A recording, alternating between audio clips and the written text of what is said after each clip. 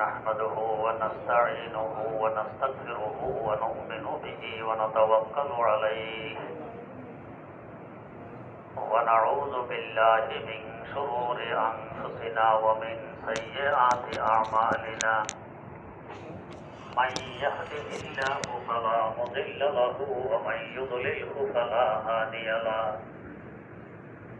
ونشهد أن لا إله إلا الله وحده لا شريك له ونشهد أن سيدنا ونبينا ومولانا محمدا عبده ورسوله أرسله بالحق بشيرا ونذيرا وداعيا إلى الله بإذنه وسراجا منيرا صلى الله تعالى عليه وعلى آله وأصحابه وسلم تسليما كثيرا أما بعد فأعوذ بالله من الشيطان الرجيم بسم الله الرحمن الرحيم وضرب الله مثلا قرية كانت آمنة مطمئنة يأتيها رزقها رغدا من كل مكان فكفرت بأنعم الله فأذاقها الله لباس الجوع والخوف بما كانوا يصنعون ولقد جاءهم رسول منهم فكذبوه فأخذهم العذاب وهم ظالمون فكلوا مما رزقكم الله حلالا طيبا واشكروا نعمة الله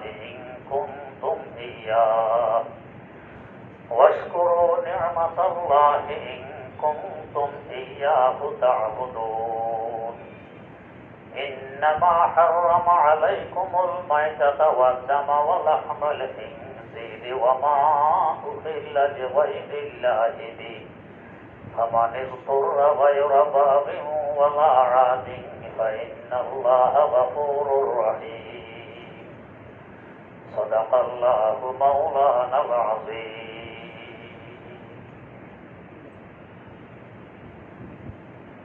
সূরা নাহলের 112 নম্বর আয়াত থেকে তেলাওয়াত করা হয়েছে। এর আগের আয়াতে কাফের মুশরিকদের আলোচনা, তাদের মূল শাস্তি যে আখিরাতে হবে এই সময় আলোচনা ছিল। হাসর মাঠে কিভাবে তর্ক বিতর্কে জড়িয়ে পড়বে, এর ফল সামনে কি আসবে, এই সম্পর্কে আলোচনা করার পর আজকের পঠিত আয়াতে আল্লাহ পাক জানাই দিচ্ছেন, যদিও মূল শাস্তি আখিরাতে হবে, দুনিয়াতে অন্যদেরকে শিক্ষা গ্রহণের লক্ষ্যে কিছু শাস্তি এদেরকে ভোগ করতে হয়। এদের দুনিয়ার কিছু শাস্তি সম্পর্কে আল্লাহ পাক বলতেছেন, وضرب الله مثلا قرية كانت آمنة مطمئنة। আল্লাহ পাক দৃষ্টান্ত পেশ করছেন যে তোমরা লক্ষ্য করো ওই জনপদের দিকে, যে জনপদ ছিল বড় নিরাপদ, মানুষ নির্দ্বিধায় নির্ভয়ে বসবাস করত, চলাফেরা করত।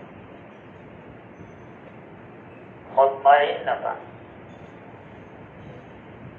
এরা ইতমিনানের সাথে সুখ স্বাচ্ছন্দ্যে বসবাস করত। ইয়াতিহা রিজকুহা রাগাদা, পর্যাপ্ত পরিমাণে তাদের কাছে রিজিক আসত। মিন কুল্লি মাকান, চতুর্দিক থেকে। রিজিকের অভাব নেই, খাওয়া দাওয়ার অভাব নেই, সুখ শান্তির অভাব নেই, নিরাপত্তার অভাব নেই, সব কিছু এদের আছে। এ সময় দরকার কি ছিল? আল্লাহ পাকের উপর ঈমান আনয়ন করা, এবং এই নিয়ামতের শুকর আদায় করা, কৃতজ্ঞতা প্রকাশ করা। কিন্তু তারা করলো এর উল্টা। ফাকাফারাত বিআনউমিল্লাহ, আল্লাহ পাকের নিয়ামত সমূহের নাফরমানি করলো, কৃতজ্ঞতা প্রকাশ করলো না। আল্লাহ রাব্বুল আলামিন নিরাপত্তা, অর্থ সম্পদ, ক্ষমতা এগুলো দিয়ে পরীক্ষা করেন, শুকর আদায় করে নাকি নাফরমানি করে। আবার অভাব, অনটন, রোগ ব্যাধি, মুসিবত, দুঃখ কষ্ট দিয়েও পরীক্ষা করেন।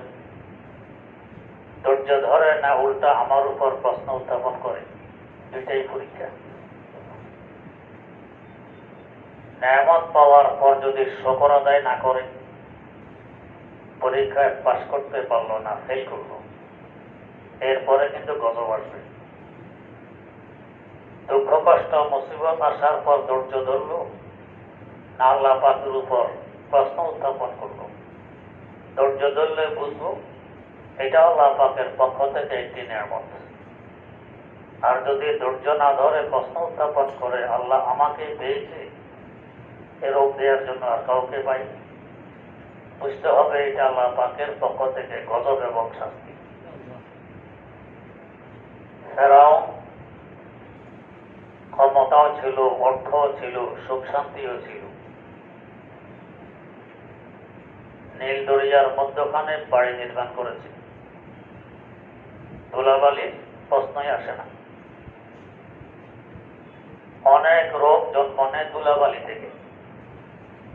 সে ধুলাবালি মুক্ত দরিয়ার মধ্যখানে তার বাড়ি।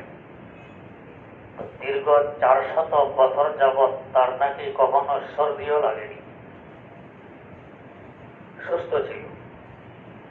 দরকার ছিল সাইয়্যিদানা হযরত মূসা আলা নবিয়িনা ওয়া আলাইহিস সালাতু ওয়াস সালামের দাওয়াত গ্রহণ করা, শুকর আদায় করা। করেছে উল্টা। আল্লাহ রাব্বুল আলামিন ধরে বসেছেন। আল্লাহ পাক ছাড় দেন কিন্তু ছেড়ে দেন না। কিছু সময় মহলত দেন, দেখি ফিরে আসে কিনা, তওবা করে কিনা।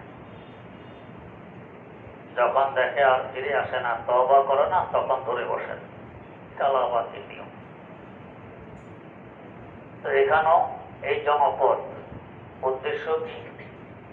এক তাফসীর মোতাবেক তাকিয়া, এই জনপদের নাম তাকিয়া। আরবে একটি শহর আছে ইয়াম্বু। ইয়াম্বু এবং মিশরের মাঝামাঝি জায়গায় এই তাকিয়া নামক জনপদ অবস্থিত ছিল।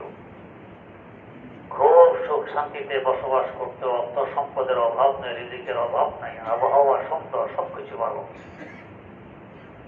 আল্লাহ পাক পয়গম্বরও পাঠিয়েছেন তাদের কাছে, কিন্তু পয়গম্বরের কথা মানেনি, উল্টা নাশকরিতে লিপ্ত হল। কোন কোন তাফসীর মোতাবেক এই শহর দ্বারা মক্কায়ে মুকাররমা উদ্দেশ্য, এই জনপদ মক্কায়ে মুকাররমা। যদিও স্থানীয়ভাবে এখানে কোনো ফসলাদি উৎপাদন হয় না, চতুর্দিক থেকে নানা ধরনের শস্য, ফলফলাদি এখানে এসে যায়। নিরাপত্তা তো আছে, সবকিছু ছিল। আল্লাহ পাক শ্রেষ্ঠ পয়গম্বর তাদের কাছে পাঠাইলেন। এরা পয়গম্বরকে না মেনে উল্টা মিথ্যাবাদী বলতে আখ্যায়িত করল। আল্লাহ রাব্বুল আলামিনের পক্ষ থেকে গজব নাযিল হলো, দুর্ভিক্ষ দেখা দিল। প্রায় 7 বছর যাবৎ, হুদায়বিয়ার সন্ধির কিছুদিন পর 7 বছর যাবৎ মক্কায়ে মুকাররমায় দুর্ভিক্ষ। এমন দুর্ভিক্ষ যে মানুষ শেষমেশ কুকুরের গোশত, শুয়োরের গোশত, রক্ত, পচা গান্দা, নাপাক বস্তু পর্যন্ত খেতে বাধ্য হয়েছে ক্ষুধার তাড়নায়। এই অবস্থা। আশ্চর্য হবেন, এই সময় নাজদ থেকে কিছু খাবার আসতেছিল মক্কায়ে মুকাররমায়।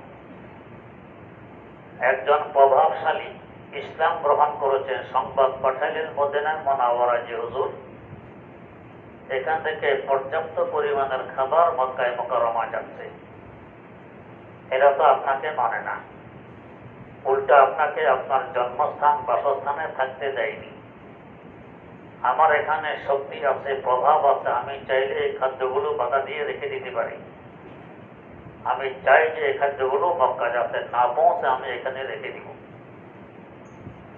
এমন সুযোগ আমাদের হাতে আসলে কি বলতাম যে হ্যাঁ মাশাআল্লাহ ভালোই তো, যাতে এক ছটা গমও সেখানে পৌঁছতে না পারে তোমাকে দায়িত্ব দিলাম। কিন্তু নবী করিম সাল্লাল্লাহু আলাইহি ওয়াসাল্লাম তো রাহমাতুল লিল আলামিন। বুখারী শরীফে আছে রাসূল আকরাম সাল্লাল্লাহু আলাইহি ওয়াসাল্লামের অবদান ছিল আজওয়াদা মিনার রিহিল মুরসালা। প্রবাহমান বাতাস থেকেও তার অবদান আরো বেশি, আরো ব্যাপক। বাতাস যখন চলে, বিশেষ করে গরমকালে গায়ে বাতাস লাগলে বড় আরাম লাগে। আমরা উপরের দিকে তাকাই ফ্যান বরাবর দাঁড়াইলাম কিনা, বাতাস গায়ে লাগলে আরাম লাগে। এর পাশাপাশি আমাদের বাঁচার জন্য অক্সিজেন অপরিহার্য। তা না থাকলে আমরা কেউ বাঁচবো না। বাতাসে অক্সিজেন বয়ে নিয়ে আসে, কিন্তু এই বাতাস কোনোদিন বিবেচনা করে না যে এ আমার আল্লাহর ওলি, এর গায়ে ভালো করে লাগবো, অক্সিজেন এখানে নিয়ে আসবো। আর ও আল্লাহর বড় দুশ্মন, এর ধারে কাছেও যাবো না, অক্সিজেনও তার কাছে বয়ে আনবো না। এই চিন্তা বাতাস কখনো করে না। শত্রু মৃত্যুর ভেদাভেদ ছাড়া সকলের জন্যই বাতাস সমানভাবে উপকারে আসে, সকলের গায়ে লাগে, সকলের জন্য অক্সিজেনের ব্যবস্থা করে দেয়। হযরত রাসূল আকরাম সাল্লাল্লাহু আলাইহি ওয়াসাল্লাম তারা শুধু মুমিন মুসলমানও উপকৃত হয়েছে এমন নয়, কাফের, মুশরিক, নাস্তিক, মুরতাদ এরা পর্যন্ত উপকৃত। কারণ হুজুরকে কেন্দ্র করে আমাদের থাকা, খাওয়া, পড়া, সুখ, শান্তি, রিজিক সবকিছু আল্লাহ পাক দিয়ে চলছেন। এর ভাগ কাফের মুশরিকরাও পায়। হুজুর কখনো এই কথা বলেননি যে আল্লাহ শুধু মুমিন মুসলমান যারা আমাকে মানে এদেরকে নেয়ামত গুলো দিবেন, আর যারা আমাকে মানে না এদেরকে নেয়ামত দিবেন না, কখনো এমন বলেননি। বরং দেখা গেছে তার উল্টা। এমনকি তায়েফে দাওয়াত দিতে গেলে গ্রহণ করলে উপকার হবে কার? তায়েফবাসীর। গ্রহণ না করলে হুজুরের এক পয়সারও ক্ষতি হবে না, ক্ষতি হবে ওদের। যেমন আমরা অনেক সময় তাবলীগে কাছতে গিয়ে দাওয়াত দিয়ে আসি, মসজিদে আসবে, গুরুত্বপূর্ণ বয়ান হবে, ফিরে এসে দেখলাম একজনও আমাদের দাওয়াত কবুল করে মসজিদে আসেনি। আমরা অনেকে মন্তব্য করে আহা আমরা ব্যর্থ ফিরে এসেছি, হাম নাকাম ওয়াপস আ গয়ে, আমরা ব্যর্থ হয়ে ফিরে এসেছি। বানিয়ে তাবলীগ আল্লামা ইলিয়াস রহমতুল্লাহ আলাইহি বলেন যে না ভাই, তোমরা তো ব্যর্থ হওনি। দাওয়াত দেয়া ছিল তোমাদের जिम्मेदारी, ग्रहण करा ছিল ওদের जिम्मेदारी। दावत देना तुम्हारी जिम्मेदारी थी, कबूल करना उनकी जिम्मेदारी थी। तुमने तो अपनी जिम्मेदारी अदा कर दी। তোমরা তো নিজের দায়িত্ব আদায় করেছো, দাওয়াত দিয়ে দিয়েছো। কবুল করা তাদের দায়িত্ব ছিল, उन्होंने अपनी जिम्मेदारी अदा नहीं की, लिहाजा वो नाकाम रहे, तुम कामयाब वापस आए। ব্যর্থ তো ওরা, গ্রহণ করেনি, তোমরা ব্যর্থ না, সব তো তোমাদের হয়ে গেছে, তোমরা সফল কাম হয়ে ফিরে এসেছো। তায়েফ পাশে দাওয়াত কবুল করলে তাদের উপকার হইতো, না করলে রাসূল আকরাম সাল্লাল্লাহু আলাইহি ওয়াসাল্লামের এক পয়সার ক্ষতি হইতো না। এরপরে কি পরিমাণ জুলুম অত্যাচার করেছে আপনাদের অজানা নেই। পাহাড় পর্বতের ইন্তজাম যে ফেরেশতার দায়িত্ব আল্লাহ পাক সেই ফেরেশতা পাঠাই দিলেন যে হুজুর এরা গোস্তাখ বেয়াদব, আপনার সাথে বেয়াদবি করেছে, একটু অনুমতি চাই, তায়েফের দুদিকের দুইটা পাহাড়কে একসাথ করে ধাক্কা মারি, যাতে এই কাফের মুশরিকার বেয়াদবরা দুই পাহাড়ের মধ্যখানে পিষে ধ্বংস হয়ে যায়। আমরা হলে কি বলতাম যে মাশাআল্লাহ, দেরি করার কি কাজ, এরা বুঝুক যে আমি কে। আল্লাহ নবী কি বললেন? আমি তো ধ্বংস করতে আসিনি, উপকার করতে এসেছি।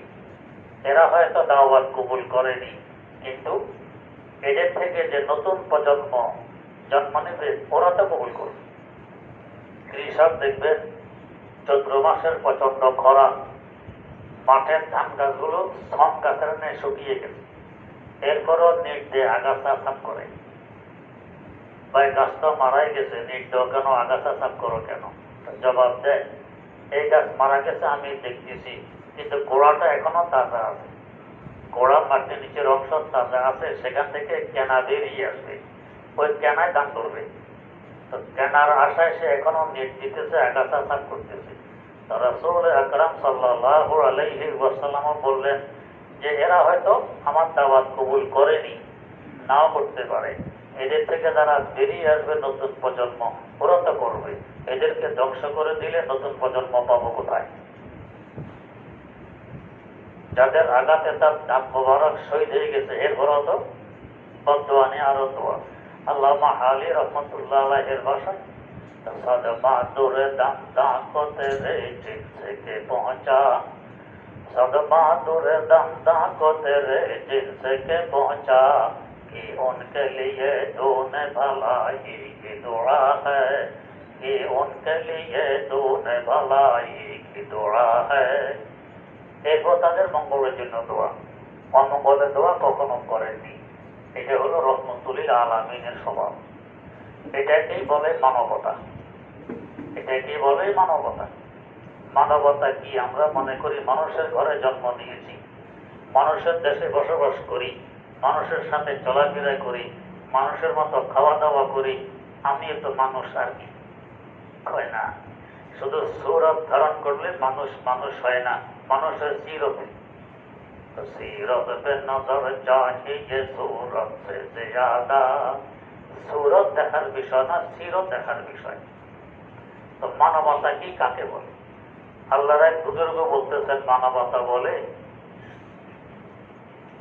जिससे इंसानी तो भी दंदर गमे हमसाएगा, जिससे इंसानी तो भी दंदर गमे हमसाएगा, हसमों में नजद दरबा गेरे दन दरिया शुदन, में दुआ खुतबे जमा शुद में दुआ ने गौ से वक्त, हर जगही में दुआ ने शुद वजुद इंसान शुदन, हर जगही में दुआ ने शुद वजुद इंसान शुदन। তুমি সাধনা করলে গৌস কুতুব হইতে পারো, সাধনা করলে অনেক প্রসিদ্ধ হতে পারো, অনেক কিছু হতে পারো, কিন্তু हर जगह में दुआ ने शुद वजुद इंसान शुदन, অনেক কিছু হতে পারো, মানুষ হওয়া কিন্তু ভিন্ন কথা। সেটা কি? সেটা হলো जिससे इंसानी तो भी दंदर गमे हमसाएगा, जिससे इंसानी तो भी दंदर गमे हमसाएगा, हसमों में नजद दरबा गेरे दन दरिया शुदन। তো তুমি যদি ভূস্বর্গ এডেনও বসবাস করো, সংবাদ পেয়েছ নজদে এক ব্যক্তি বিষ পান করে বিষের তাড়নায় ছটফট করছে, তার ব্যথায় যদি তুমিও তোমার অন্তরে ব্যথা অনুভব করো, তো বুঝবে তোমার মধ্যে মানবতা আছে। আর ও বললে কি, বাঁচছে কি, আমি তো ঠিক আছি, আমার সমস্যা কি, তো বুঝবে এখনো তোমার মধ্যে মানবতা আসেনি, তুমি মানুষ হতে পারো। আর কিছু করতে পারো আর না পারো, অন্তত আল্লাহ পাকের কাছে দোয়াতে করতে পারো যে আল্লাহ, আমাদের মতো একজন মানুষ তোমার এক বান্দা ওখানে কষ্টে আছে, আল্লাহ মেহেরবানি করে তার কষ্টটা লাঘব করে দাও, তার কষ্টটি দূর করে দাও, তার ব্যথা যদি ব্যথিত হও, অন্তরে ব্যথা অনুভব হয়, তো বুঝবে তুমি মানুষ। আলহামদুলিল্লাহ এবছর ফেনী, কুমিল্লা, লক্ষ্মীপুর বন্যা আসাতে সারা দেশ থেকে কিভাবে ঝাঁপিয়ে পড়েছে ওলামায়ে কেরামের পাশাপাশি অন্যরাও। শুধু এতটুকু যে অন্যরা প্রচার করে অনেক বেশি, লাইভে আসে, নেটে দেয়, ওলামায়ে কেরাম লাইভে আসে না, নেটে দেয় না, বেশ কম পেয়েছিল। সিলেটের গত বন্যায় গিয়েছিলাম, অনেক বলতে হুজুর আমরা একটু লাইভে যে নেটে ধরে, এটা কেন? আমাকে নেটের জন্য আসছে এখানে। এবছরও গেছি এলাকায়, কিছু লোকজন হুজুর নেটে দেয় একটু ছবিটা নেই, কেন ছবি নেবে, নেটে কোনো দিবে, দরকারটা কি? ওলামায়ে কেরাম এটা না করার কারণে মানুষ মনে করে এরা পিছিয়ে আছে, কিন্তু বাস্তব হলো অন্যরা যে পর্যন্ত এগিয়ে আছে তার চেয়ে কয়েকশো গুণ বেশি ওলামায়ে কেরাম এগিয়ে আছে। এরা বোঝে মানবতা কি। रिश्ते इंसानी तो बीदन दर्गों में हमसाएगा असमों में नजद दरबागे दिन बेरिया शुदन। এটাকে বলে মানবতা। হযরত রাসূল আকরাম সাল্লাল্লাহু আলাইহি ওয়াসাল্লাম তাকে নিষেধ করে দিলেন, খবরদার বাধা দিবে না, শস্য যাচ্ছে মক্কা মুকাররমা যেতে দাও। এমনকি এরা ক্ষুধার তাড়নায় টিকতে না পেরে আবু সুফিয়ান তখনও ইসলাম গ্রহণ করেনি। সে মদিনায় মুনাওয়ারার সংবাদ পাঠাইলেও আমরা তো এইভাবে ক্ষুধার তাড়নায় মারা যাচ্ছি, তুমি তো আত্মীয়তার সম্পর্ক বজায় রাখার ওয়াজ করো। আমরা যদিও তোমার দিন গ্রহণ করিনি, আত্মীয়তা ঠিক আছে, আত্মীয়তার সম্পর্ক বজায় রাখার জন্য আমাদের দিকে একটু খেয়াল রাখা দরকার। রাসূল আকরাম সাল্লাল্লাহু আলাইহি ওয়াসাল্লাম মদিনায় মুনাওয়ারায় কালেকশন করে মক্কাবাসীর জন্য শস্য পাঠিয়ে দিয়েছেন, খাবার পাঠিয়ে দিয়েছেন। যারা তাকে নিজের মাতৃভূমিতে থাকতে দেয়নি, দীর্ঘ 53 বছরের বাসস্থানে থাকতে দেয়নি, অর্থকরী টাকা পয়সা জায়গা জমি কিছু দিতে দেয়নি, সব তারা গ্রাস করে ফেলেছে। আর এই অবস্থা তাদের জন্য হুজুর কালেকশন করে খাবার পাঠাইলেন, শস্য পাঠাইলেন। এটার নাম হইল মানবতা। তো আল্লাহ রাব্বুল আলামিন এই মক্কা শহরকে দৃষ্টান্ত হিসাবে পেশ করতেছেন। وضرب الله مثلا قرية كانت آمنة مطمئنة। দেখো এই শহরটাই জনপদটা মক্কায় মুকাররম, হাজার হাজার বছর থেকে এটা আবাদ। সৈয়দনা হযরত ইব্রাহিম আলা নবিয়িনা ওয়া আলাইহিস সালাতু ওয়াস সালামের জামানা থেকে এটা আবাদ। বনি আমালাকা এসে এটাকে আবাদ করে। এত হাজার বছর থেকে এটা আবাদ, এখন দেখা দিয়েছে দুর্ভিক্ষ। অথচ ছিল বড় স্বাচ্ছন্দ্যে, কোনো অভাব অনটন এরা দেখেনি, এবং ছিল বড় নিরাপদে, শত্রুর ভয় এদের মধ্যে ছিল না। কিন্তু এখন এরা অনিরাপদে ভুগতেছে। কোন কোন তাফসীরে লেখে মুসলমানদের ভয়ের ভিতরে ঢুকে পড়েছে। কোন দিন আবার মদিনা থেকে মুসলমানরা এসে মক্কা আক্রমণ করে বসে। এদিকে ভয় আর এদিকে দুর্ভিক্ষ, এটা তো হয় ক্ষয়। এই অবস্থার ভিতরে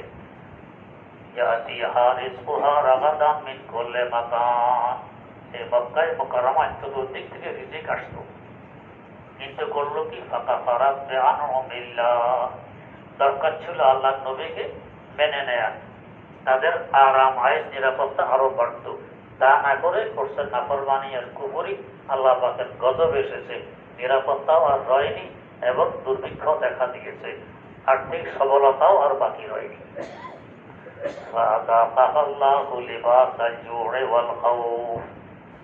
আল্লাহ পাক এদেরকে দুর্ভিক্ষের লেবাস পরাই দিলেন। লেবাস মানে পোশাক। একটা পোশাক যখন আমরা পরিধান করি, মাথার টুপি থেকে নিয়ে পায়ের মোজা পর্যন্ত পুরোটা দেহ লেবাসের ভিতরে ঢাকা থাকে। ও ঠিক দুর্ভিক্ষ দেখা দিয়েছে চতুর্দিক থেকে, যেন পুরোটা দেহ তাদের দুর্ভিক্ষে আক্রান্ত। ওয়াল খাউফ এবং ভয়, চতুর্দিক থেকে ভয়, কোন দিন মুসলমানরা আক্রমণ করে বসে, এই ভয়। বিমা কানু ইয়াসনাউন, অপরাধটা কাজ, এটা হলো তাদের কর্মফল। কেন তারা নবীকে বিশ্বাস না করে উল্টা অবিশ্বাস করেছে, আল্লাহ পাকের নিয়ামতের শুকর আদায় না করে নাশুকরি কেন করেছে, এর ফল হিসাবে আল্লাহ পাক তাদেরকে গজব নাযিল করে দিলেন। এখান থেকে শিক্ষা গ্রহণ করতে হয়। আজকে হয়তো আমরা খুব সুখ শান্তিতে আছি, কালকে যে থাকতে পারবো কোনো নিশ্চয়তা নেই। হ্যাঁ, যদি আল্লাহ রাব্বুল আলামিনকে বিশ্বাস করে তার রাসূল সাল্লাল্লাহু আলাইহি ওয়াসাল্লামের দিন মেনে চলে পুরোপুরি, তাহলে আমরা মুতমাইন থাকতে পারি, নির্ভয়ে থাকতে পারি যে ইনশাআল্লাহ কোনো সমস্যা হবে না। আর তার উল্টা যদি হয় তো সমস্যা আমাদেরকেও গ্রাস করে নিবে। কেউ বলতে পারেন, হুজুর তো কত আল্লাহর ওলি, দিনদার, মুত্তাকি, পরহেজগার, দেখি সমস্যা তো শেষ নেই। কিছু সমস্যা আছে বাস্তবে, আর কিছু সমস্যা আছে সূরতে, বাহ্যিক দৃষ্টিতে, বাস্তবে এটা সমস্যা নয়। আগুন কারো গায়ে লাগলে কি পরিমাণ কষ্ট, কতক্ষণ আগুনে টিকতে পারবো? হয়তো কয়েক মিনিট। আমাকে আগুনে ফেলে দিলে হয়তো কয়েক মিনিট বের করেই তো মারা যাব। সাইয়েদেনা আল্লাহর খলিল ইব্রাহিম আলা নবিয়িনা ওয়া আলাইহিস সালাতু ওয়াস সালাম আগুনের ভিতরে ছিলেন দীর্ঘ 40 দিন। 1-2 মিনিট নয়, ঘন্টা নয়, 1-2 দিন নয়, দীর্ঘ 40 দিন। দেখতে তো দেখা যায় আগুনের ভিতরে। আসলে কি আগুন ছিল?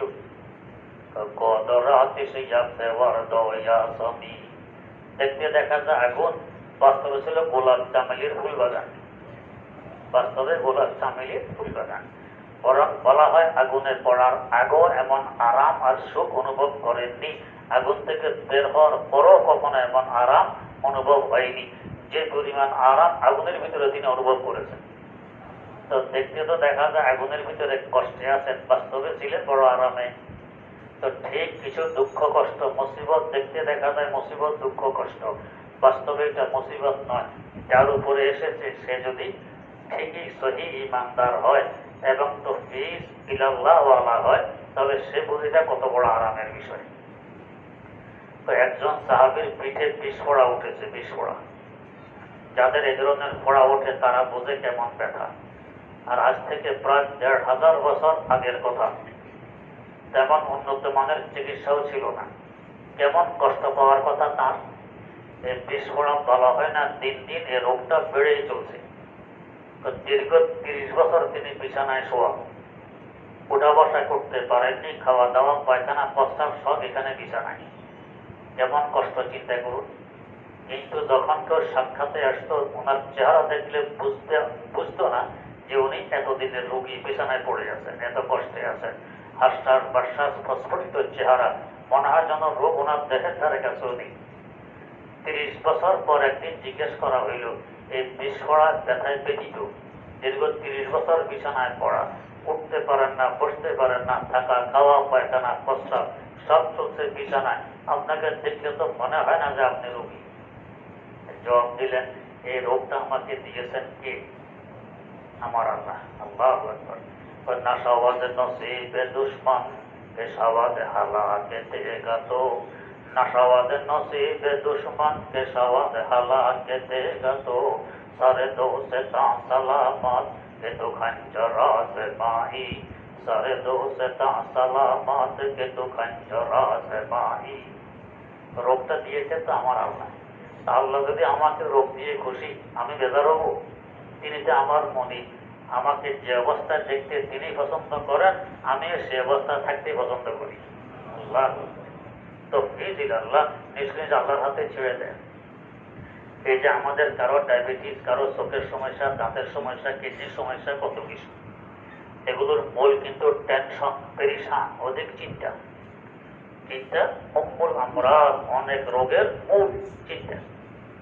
ছোট বাচ্চাদের আছে ডায়াবেটিস নাই, ছোট বাচ্চাদের আছে কিডনির সমস্যা নাই, 2-4 জনের থাকবে। চোখের সমস্যা নাই, দাঁতের সমস্যা নাই, কেন নেই? সে মনে করে আমার সবচেয়ে বড় আশ্রয়স্থল আমার মায়ের কোল, দুনিয়ার সবচেয়ে বড় শক্তিধর আমার মা।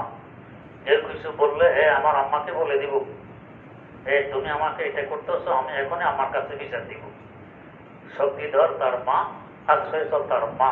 ক্ষুধা লাগলে মা ভাত দাও, ভাত আছে কি নেই এই চিন্তা তার আছে নেই। কাপড় ছিঁড়ে গেছে মা, কাপড় ছিঁড়ে গেছে নতুন জামা দাও। পয়সা আছে কি নেই, সে সিকির আছে ছেলের নাই। জুতা ছিঁড়ে গেছে মা, জুতা দাও। জুতা হারাই আসছে কোথাও, এখন মার কাছে এসে জুতা দাও।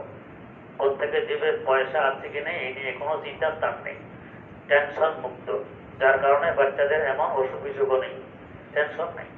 আর আমাদের চতুর্দিক থেকে টেনশনে ঘিরে আছে, এই জন্য এত অসুখ বিসুখ। তো আমিও যদি আমাকে আমার আল্লাহর হাতে 16 আনা ছেড়ে দিতে পারি, টেনশন মুক্ত, তাহলে বাস্তবে আমার কোনো দুঃখ কষ্ট নাই। এগুলো সব আমার আল্লাহর পক্ষ থেকে এসেছে। চোর, চোরকে একজনে আন্না করে ধরছে, খিচা মারে শোয়াই ফেলবে, চিৎকাতে বাঁচাও বাঁচাও, আমার বাঁদরের হাড় ভেঙে গেল। আর বন্ধুকে আন্না করে ধরে খিচা মারছেন, বন্ধু তাই আরো ধরে খিচা মারুক। উভয়জনে খিচা মারছে, এক খিচায় কষ্ট হয়, চিৎকাতে বাঁচাও, আর এক খিচায় আরাম লাগে, মনে মনে বলে আরো ধরে খিচা দেয়। তো একজনের থেকে রোগ ব্যাধি, মুসিবত ইত্যাদি অভাব অনাটন, এটা তার জন্য মুসিবত আর গজব।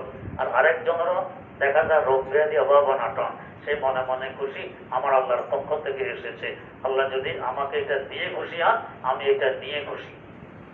তো ওই সাহাবী বলেন, এই ধৈর্য আর সবরের কারণে আমার আল্লাহ দিয়েছেন, আমি এটা সাদরে গ্রহণ করার কারণে ফেরেশতারা যে চলাফেরা করে আমি সচক্ষে দেখতে পাই। ফেরেশতারা আমার সাথে এসে মুসাফা করেন, আমি টের পাই। তা আমরা কি দেখি ফেরেশতা? দেখি না। আমাদের মুরব্বী হযরত মাওলানা আব্দুল হাই পাহাড়পুরি রহমতুল্লাহ আলাইহি, তাকে একদিন আমি জিজ্ঞেস করেছি, হুজুর আমাদের গুনাহ খাতা আছে, অন্যায় অপরাধ আছে, শাস্তি স্বরূপ নানা মুসিবত আসে, রোগ ব্যাধিও হয়। ছোট বাচ্চাদের গুনাহ খাতা নেই, অন্যায় অপরাধ নেই, এদেরও তো রোগ ব্যাধি হয়, জ্বর ওঠে, হঠাৎ খেয়ে পড়ে, এদের কেন? তো হযরত জবাব দিলেন, কয়টা মুসিবতের চুরি দেখতে দেখা যায় মুসিবত, বাস্তবে এটা মুসিবত নয়। চিৎকার দিবে, কাঁদবে, কষ্ট হবে তার পিতা মাতার, বাস্তবে তার কষ্ট নেই। বাস্তবে তার কষ্ট নেই, কষ্ট তার পিতা মাতার হয়। এটা সুরতান, দেখতে দেখা যায় কষ্ট, বাস্তবে এটা কি নয়? কষ্ট নয়। আমার এক ভাতিজি দৌড় দৌড় মারছে, মদত খাইয়ে পড়ছে, দিল চিৎকার। আমি বললাম কি, মাশাআল্লাহ, তুমি এত দূরে লাভ দিতে পারো, আমিও তো পারবো না, আর একটা লাভ দাও তো দেখি কত দূরে যেতে পারো। হাহা করে হেসে দিল। তো যদি বাস্তবে সে ব্যথা পাইতো আর কষ্ট পাইতো, এখন আসতো? মোটেও আসতো না। তো মাঝে মাঝে পরীক্ষা করে দেখবেন আসলে কষ্টটা সুরতা, দেখতে দেখা যায় কষ্ট, বাস্তবে কষ্ট নয়। তো আল্লাহর ওলি, দিনদার, মুত্তাকি, পরহেজগার, এদেরও আমরা দেখি কষ্টে আছে, বাস্তবে কি নয়? কষ্টে নয়। মাওলানা আবুল খায়ের বিক্রমপুরী সাহেব মরহুম আমার একদিন শুনাইলেন, হুজুর বরিশাল এক জায়গায় আমাদের পীর সাহেব হুজুরকে দাওয়াত দেওয়ার জন্য বহু বছর থেকে পিড়াপিড়ি করে, হুজুর সময় পান না। এক সময় আমাকে ধরছে, তো আমি জোর জবরদস্তি অনেক চেষ্টা করে একটা দাওয়াত নেওয়াইলাম হুজুর থেকে। রওনা করছি, হাই রে বৃষ্টি, ট্রলারে যেতে হয়, এই বিজিপুরে ট্রলারে গিয়ে ওদের বাড়িতে উঠলাম। তো গিয়ে দেখি ঘরের দুয়ারে একখানা ছোট্ট সামিয়ানা টানাইছে, সেটা মাহফিল, আর কিছু নেই। মানুষ অল্প কয়েকজন। হুজুর হাজার হাজার মানুষের সামনে যে ওয়াজ করে, এই 7-8 জন মানুষের সামনে এই ওয়াজটাই করলেন। এরপরে খেতে বসলাম, দিল কুমড়ার শাক আর কি হাবি জাবি এগুলো দিল সামনে, মাছ গোস্ত কিছু নেই। আমি তো লজ্জায় এত কষ্টে হুজুরকে দাওয়াতটা নেওয়ায় দিলাম, মাহফিলটাও বা কি করলো আর খাওয়া দাওয়া কি করলো। আমি তো ভালো করে খেতেও পারলাম না চিন্তায়। হুজুরকে দেখলাম মাশাআল্লাহ পেট ভরে খাইলেন। খাওয়ার পরে আমার দিকে তাকায় বলেন, আবুল খায়ের পোলাও কোরমা যে পরিমাণ খাইতে পারি, শাক লতা দিয়েও এই পরিমাণে খাইতে পারি। আল্লাহু আকবার, এটা যেরকম স্বাদ, এটা এরকম স্বাদ। স্বাদ তো আমার আল্লাহর পক্ষ থেকে আসে। তো দেখতে তো দেখা যায় এই নিম্নমানের খাবার, হুজুর এটা কি খাবে, কিন্তু হুজুরের কাছে এটাও স্বাদের খাবার। পোলাও কোরমা যে পরিমাণ খেতে পারি, শাক লতাও ওই পরিমাণে খেতে পারি। তো একজন তো অসুখ বিসুখে ঠিকই কষ্ট পায়, আরেকজন অসুখ বিসুখে আনন্দ পায়, মোটেও কষ্ট পায় না, যেন আমার আল্লাহর পক্ষ থেকে এসেছে। তো আল্লাহ রাব্বুল আলামিনকে যদি আমি মেনে চলতে পারি, আর আমি আমাকে তার কুদরতি হাতে সুপর্দ করে দিতে পারি, এইটা আমার নিরাপত্তা। এর মধ্যে দুঃখ কষ্ট নাই। দেখতে দেখবে অনেকে দুঃখ কষ্টে আছি, বাস্তবে এটা দুঃখ কষ্ট নয়। আল্লাহ রাব্বুল আলামিন সহি বোঝার তৌফিক দান করুন।